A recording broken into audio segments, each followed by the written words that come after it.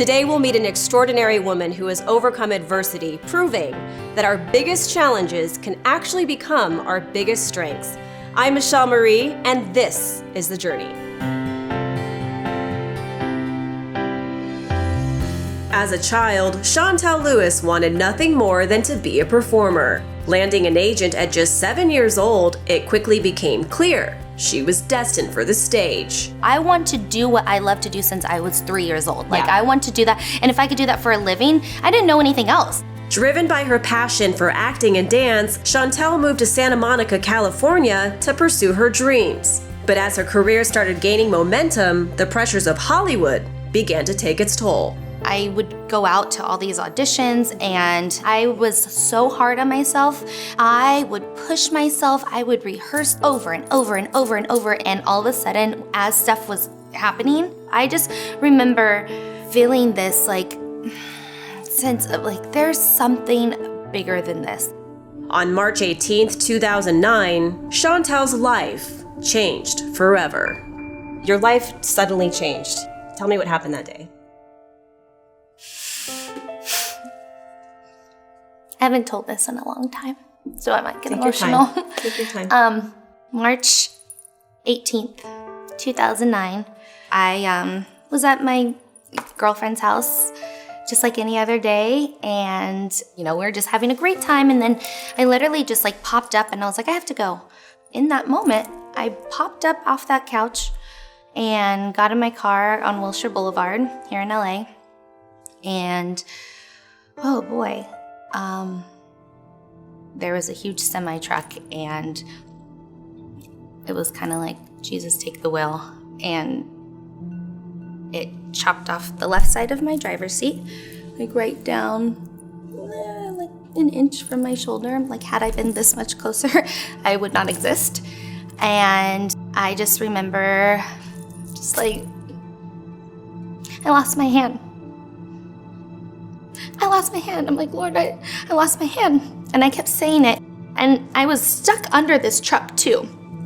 And I didn't know if I was dying.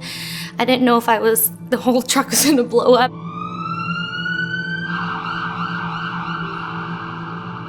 We go to the hospital, they try to put the hand back on, and the doctor tells me, I'm gonna try to put this on, but there's no guarantee, but I'm gonna try my hardest.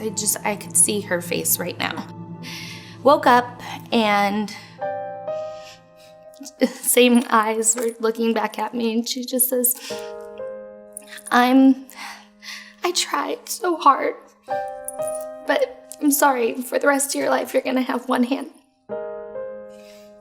And I was like, my sister was right there, and I just looked at her and was like, that's okay, guys. I'm like, is this real? This is a real conversation. I'm still alive. I can still breathe, eat, act, sing, have a family. I said, take my hand, but I have something else to do here on this planet. You had a support system that was so out of this world. Tell me about that support. My mom says, and you thought you were alone. And she's like, look at all these people. So many people. And she's like, you thought you were alone. There was a line out the door and flowers just filled up. And I'm like, I've already impacted people. At that moment, I say the gift of perspective. And I was like, the grass is greener, the sky is bluer, these smiles on these people's faces, the support. But the one thing that I think is so remarkable is that you were able to just walk outside like Chauntal Lewis before the accident. You were just instantly This is who I am. Yeah. But you didn't have any hesitation or embarrassment or anything like that? That was like the perspective thing or something. I got back on stage 2 weeks later, and I remember I had a standing ovation. It was the whole thing. At what point did you realize, okay, it's time for me to actually get a prosthetic and let me try it? I received my prosthetic a year and a half after the accident. That was a gift from thousands of people that came to a fundraiser to help provide that for me.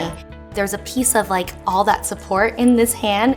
Now that actually gives me the option, I started wearing it for auditions. I just was like, if I'm still here, I'm still gonna do it. I'm still gonna do and be exactly who I've said and always dreamt of being, except for on a whole other platform. And you've built a very organic following over the years, especially recently. I started an inspirational blog. Believe and Become has been an avenue that I've been consistent with for about 5 years. I would get hundreds and hundreds of people just writing me saying, thank you, I looked to your page, and I really became a voice for these people that struggled with image disorder or trauma or just being so comfortable in your own skin. Now that you have this platform, you can really inspire the masses.